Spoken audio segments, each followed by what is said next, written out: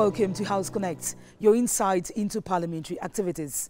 The second ordinary session of the 2024 legislative year has gone into the annals of history as one of the most intense in decades.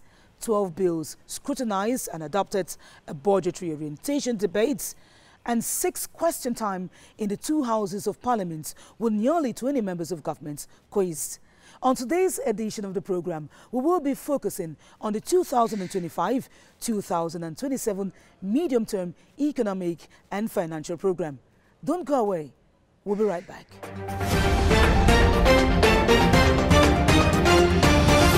There's been no respite for the heads of the 2 lawmaking institutions. After presiding over 18 plenary sittings, they've equally been granting audiences to some personalities. Prime amongst them is the newly elected president of the Parliamentary Assembly of La Francophonie, the APF, Honorable Hilarion Etong. The senior Deputy Speaker of Cameroon's National Assembly now occupies the most prestigious position of the legislative organ of French-speaking countries. He is grateful to his country, Cameroon, for the endorsement, and it is on the Speaker's Week. Tasked to steer the affairs of the Parliamentary Assembly of La Francophonie for the next 2 years, Honorable Hilarion Etong has a rich parliamentary experience. At the National Assembly since 1992 and head of the Cameroon branch of the APF for 21 years, he is in deep appreciation for his endorsement by Cameroon and its parliament. The support of the House Speaker, the Right Honorable KAWEB, and the financial aid disbursed for the mission are unbounded. I would like, first of all, to thank the Almighty God who made it. Arriving in Cameroon, the first thing I have to do is to see the president, to resume what we did in Montreal after the election at this level. So I come to meet the president to thank him so much, to thank him deeply.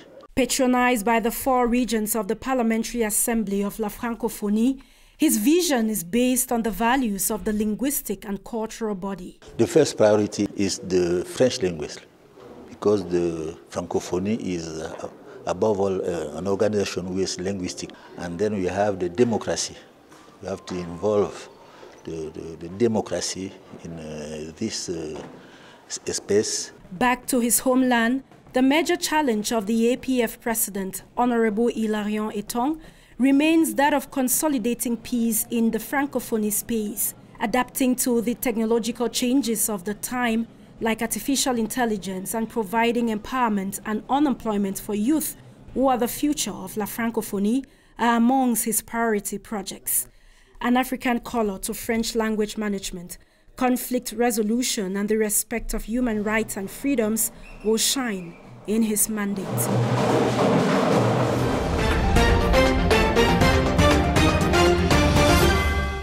Amongst the 12 bills scrutinized and adopted in Parliament is that which extends the mandate of members of the National Assembly.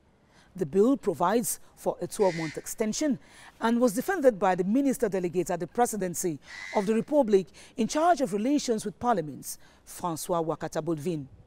The purpose of the bill and the perception of lawmakers come up next. The bill to extend the term of office of members of the National Assembly to March 30, 2026 was prepared in pursuant to the Constitution, which stipulates that in case of serious crisis or where circumstances so warrant, the President of the Republic may, after consultation with the Presidents of the Constitutional Council and Bureau of the National Assembly and Senate, request the National Assembly to decide by a law to extend or abridge its term of office. Deemed admissible by the Chairman's Conference, presided over by the Right Honorable KAWEB, the bill provides for an extension to lighten the electoral calendar for 4 elections in 2025, that of the members of the National Assembly and municipal councillors, as well as that of the Presidents of the Republic and regional councillors. Defended by the Minister Delegates at the Presidency in charge of relations with Parliaments, François Bolvin Wakata, before the Constitutional Laws Committee of the National Assembly, it is imperative to spread the elections across 2025 and 2026 to ensure effective organization. This draft bill translates the will of the President of the Republic to ease the holding of elections for 2025. It is time, therefore, for all the actors of the electoral process to be well prepared to perfect the organization of elections scheduled for 2025 and 2026 to minimize the risks which could jeopardize the integrity of the elections. For the members of the committee who consents to the government view, it is a worthwhile decision. The reason why we associate and we've supported the adoption at committee level is having regard to the overarching argument, motive in the explanatory statement, which is that of ensuring a better organization of the 4 elections which are coming ahead. It goes without saying that better organized elections will be more credible, free, fair, and transparent. In the ensuing plenary sitting for general debates, chaired by the Right Honorable KAWEB, the plethora of lawmakers who took to the rostrum after the presentation of the committee reports by Honorable Vincent de Paul Emma Etundi worried about the circumstances that led to the prolongation. When 2 elections are handled and the same human, financial, and material resources are deployed, which one is more expensive?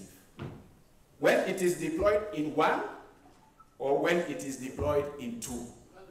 The dichotomy in the execution of civic duties by the actors involved in the electoral process was expressed.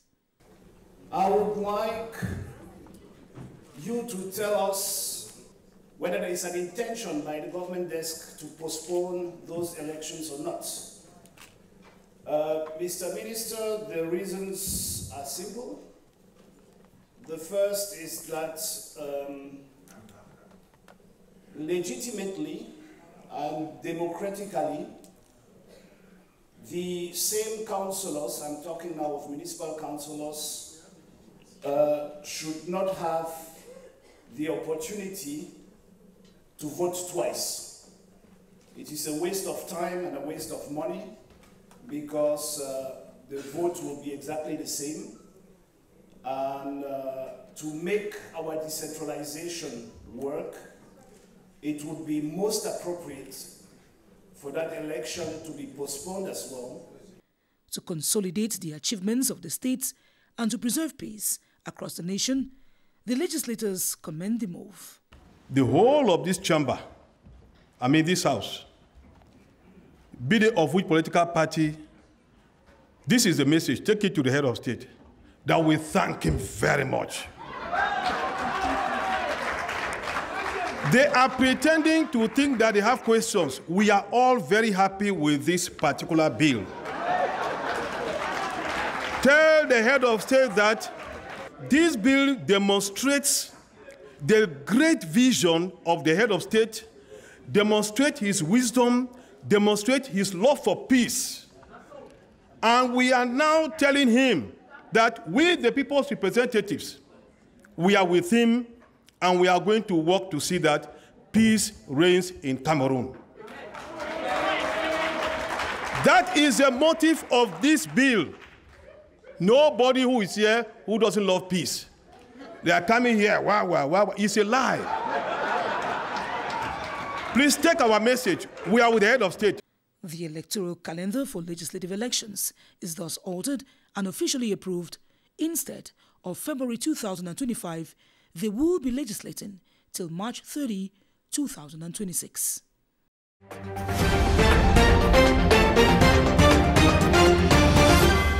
As prescribed in the new fiscal regime of the states, lawmakers have the obligation to influence economic and financial policies of governments in the course of a budgetary orientation debates. That tradition was respected, and at the National Assembly, 13 lawmakers took to the rostrum to pose 20 questions to the Minister of Finance. The exchanges were heated and edifying.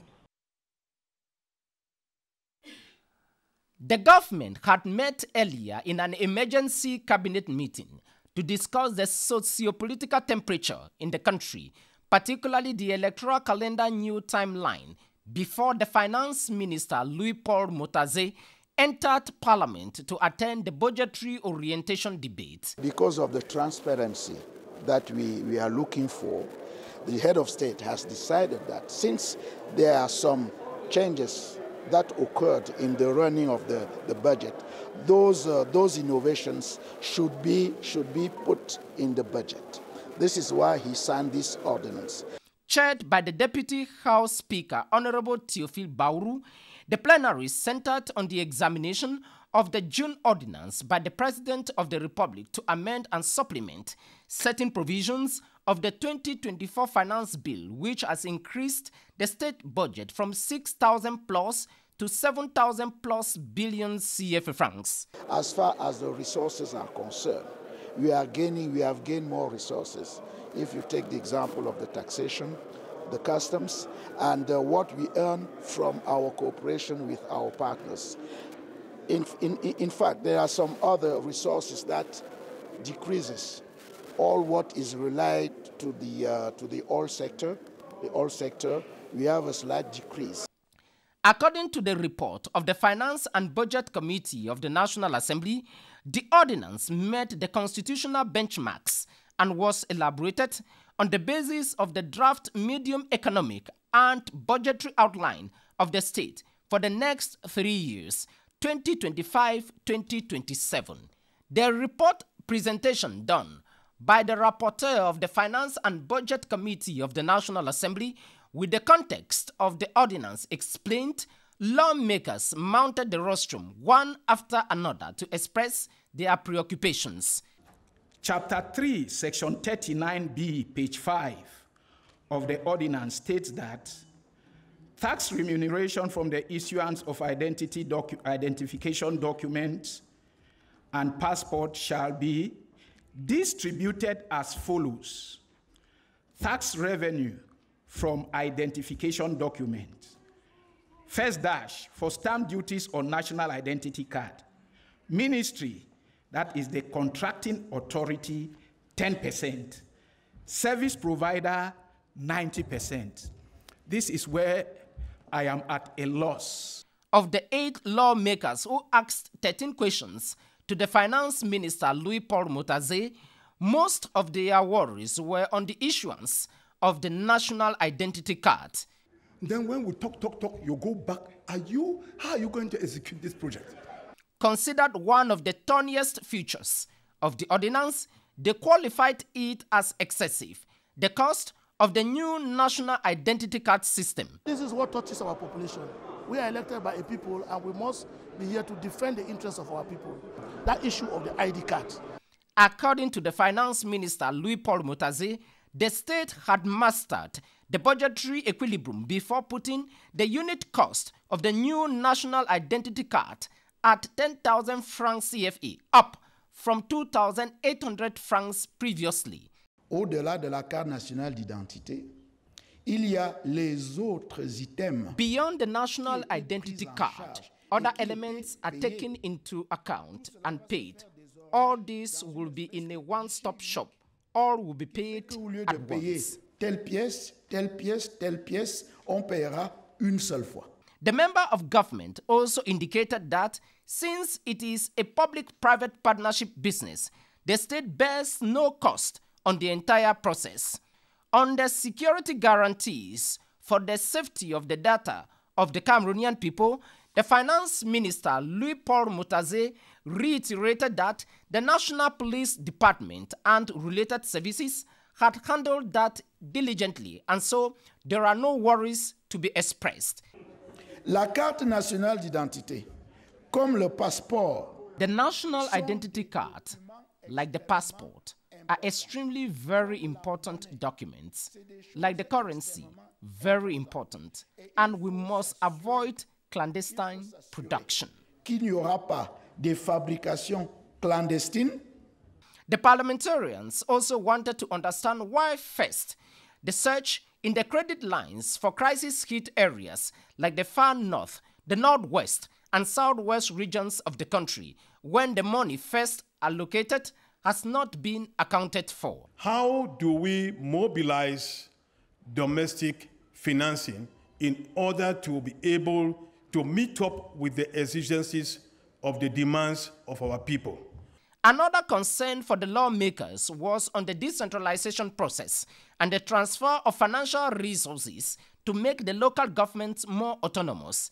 As enshrined in the National Development Strategy 2030, the government claimed the increase in the investment portfolio of the current finance bill is to ease the realization of economic transformational projects like in the energy sector.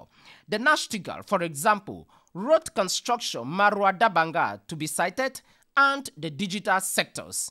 L'État encourage les privés dans le cadre du numérique. Vous connaissez tous, vous avez entendu The state parler encourages the private sector in the digital world. You know, the case of the cardiopath with a young Cameroonian. There are others too, with startups who met me recently with an application called Easy Learning for distant education, all etc. Par l'enseignement à distance, etc. Tout ça, c'est des Camerounais. After more than 3 hours of deliberation, the ordinance to amend and supplement certain provisions of the 2024 Finance Bill was adopted and promulgated into law by the President of the Republic days after.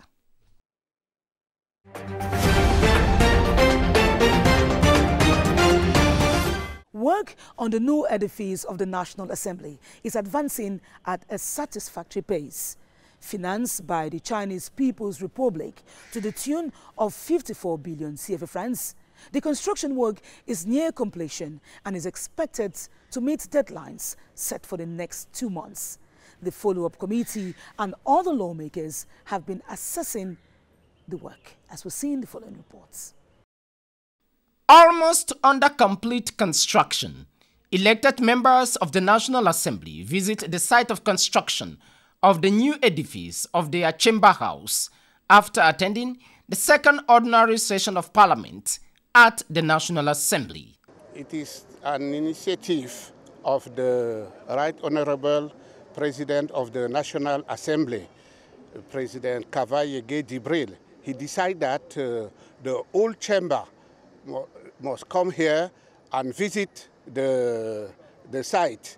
And then we know that the work is going very well and very fast. And if everything moves well, by the end of November, I think that we will start work here. Accompanied by the Clerk of the House, Andre Nouelessian, the lawmakers from all the parties represented at the National Assembly marvel at the architectural layout of the building already taking its final shape. This building is a very fantastic one in modernism, and the capacity of this building is projecting our country in the future. An example of the ties between Cameroon and China, the parliamentarians, amongst them bureau members of the National Assembly, check section by section of their chamber house with a seating capacity of about 480. What I've seen here today is a clear proof that we have a statesman at the head of the country. We've seen this structure which shows exactly what Cameroon is made of. According to the project coordinator and Deputy House Speaker, Honorable Theodore Dato, the work left now is the installation of office equipment, electrical fixing, and the mapping of the floor designs for the various offices. We are about 90% to this project, and by the grace of God, we are going to be here. Our next section in November, the budgetary session, will be held in this building. It's going to be a wonderful thing for us. We'll inaugurate it, and we'll say thank you to the head of state. I'm grateful to God that I am part of this legislature which is seeing this happen. And we want to thank the President of the Republic for his good relations with so many countries, especially our brothers who have given us this gift.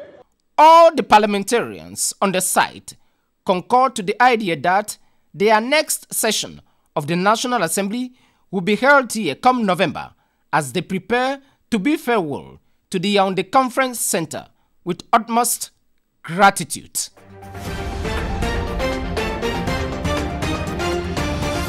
Recess is a moment for legislators to commune with their constituents. On today's edition of House Connect, we zoom in on two lawmakers from the West region. First, Honorable Albert Quinche, who's been using his parliamentary grants to provide assistance to some 200 youth in his constituency to boost their businesses, and Senator Françoise Poiner, who's extended a hand of fellowship to inmates and medical staff of the Yaoundé Central Prison. An aid to youth engaged in small-scale ventures in the Kunki is a gesture worth gold. For the first time, the CPDM member of the National Assembly, Honorable Albert Quinche, uses up his parliamentary grants of 8 million CFA francs to change their business stories. Witnessed amongst others by the Senior Divisional Officer from Kunki, Harry Lanyungwani, the move is a leap in the future. I'm convinced that the development of this country is under their hands. Today, they are small. I'm sure that tomorrow they will be great men. By the action, I follow what our president said, that the future of this country belongs to the youth.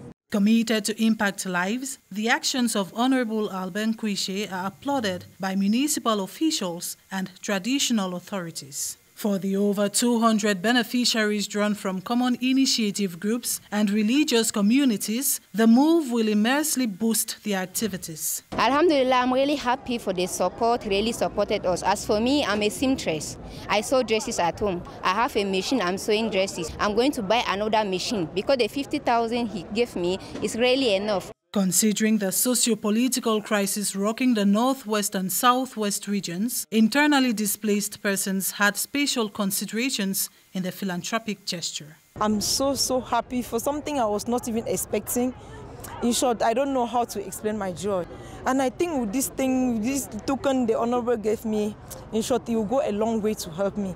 It will help me to improve in my business. I'm a tailor, and I think only the price can buy me a full-grown machine so that I can produce, I can work and help others with it. And I'm grateful to be here.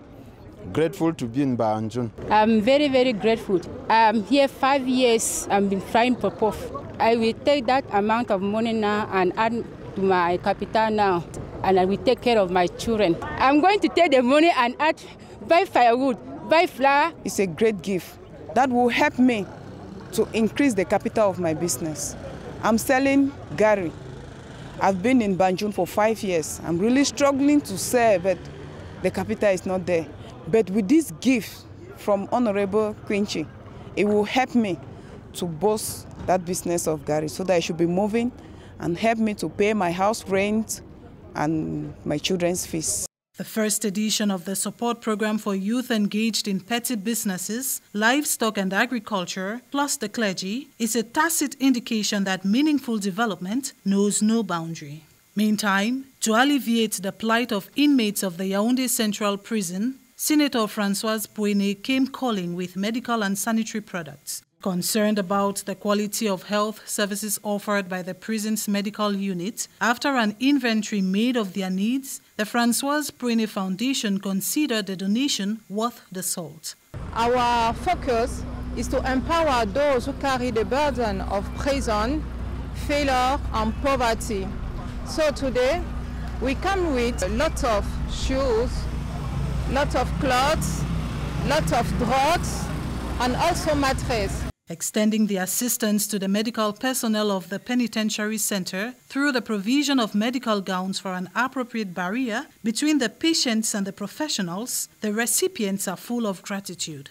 The prison administration considers the offers timely given the financial constraints encountered in the management of the overpopulated structure. Copies of the penal code were also distributed. The foundation intends to spread a hand of fellowship to other citizens deprived of liberty in correctional units throughout the national territory.